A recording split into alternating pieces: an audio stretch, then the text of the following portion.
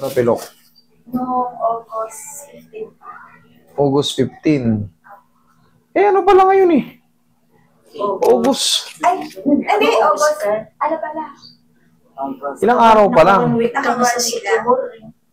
Then, ano ba ngayon? 18? 9 po. Ay, 8 po pala. 8. O, 10 days pa lang. 10 days. Pero that's normal pa kung kayo ay may sakit-sakit pa sa paa. Tandaan nyo yung 2 weeks na tapilok. Normal pa yan. Pero pag lumampas kayo dyan, sa 2 weeks, at parang feeling nyo, sakit-sakit pa rin. Pag dinidiin nyo, may kumikilot sa loob. Tapos, pag naglalakad kayo, nagsuswell-swell yung gilid.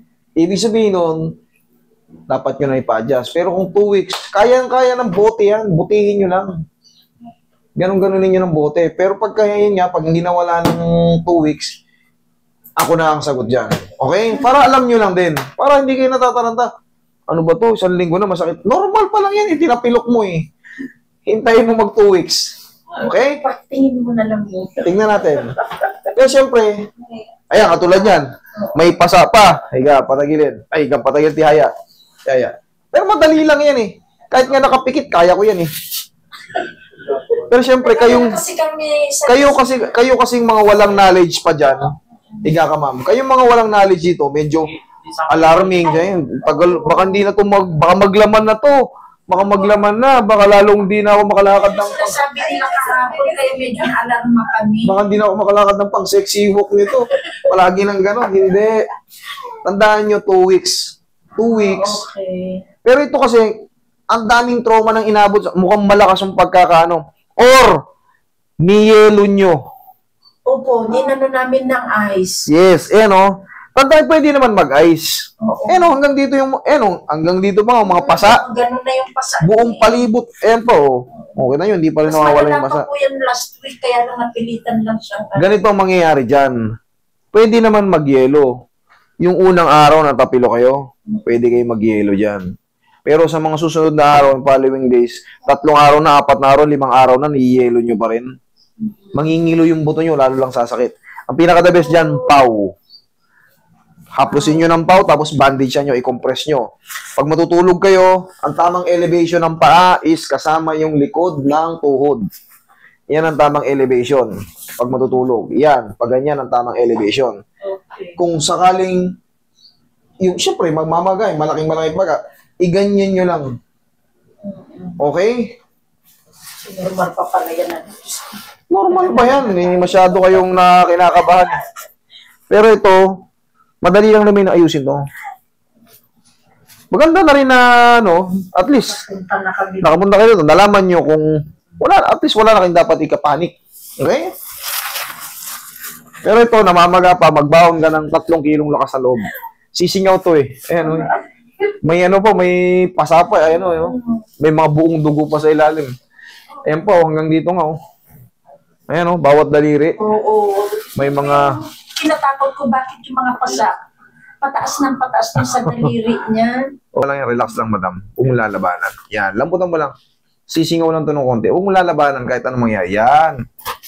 Isa pa. Huwag kang matakot. Normal lang yung nararamdaman mong magugulat. Sige, lambutan mo lang. Yan. Sige, bigay mo lang, ha. One more. Lambutan mo lang. Huwag mo lalabanan kasi yun. Thank you. Isa pa. Yan. Yan ang tama. Tapos na yan. Roy, bandage. Ma'am, relax lang. Yan, relax lang. Ano na lang to? Haplos na lang to ng pagmamahal. Tapos na to.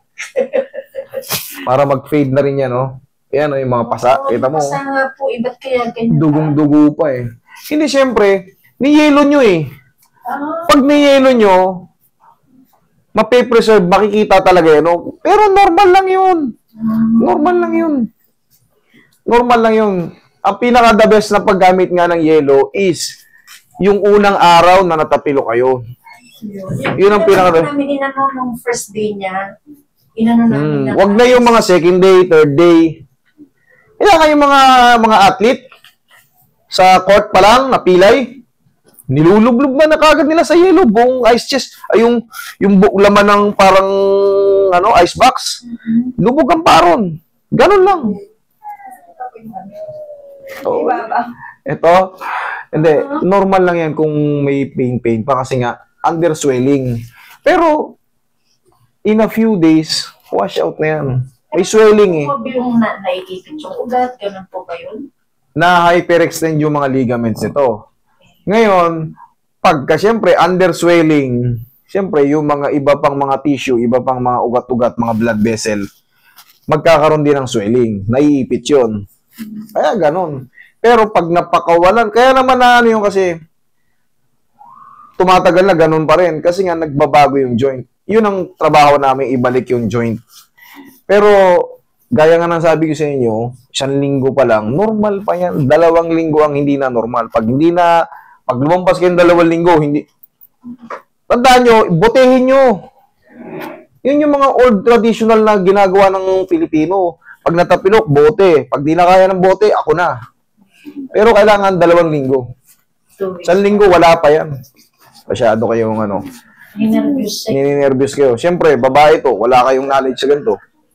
Ngayon, ayos na. Okay na. At least. Tapos, tatanggalin mo to pag matutulog. Hanggalin mo to pag matutulog. Mamaya, maganda na idiin to. Tsaka malalaman mo kagad yung difference. Sa pakiramdam, alam mo kagad yung pakiramdam na, mas maluwag na siya. May pain ba siya, pero parang kapiranggot na. In a few days, 1 linggo, nasa ano ka na, nasa walking ka na naman.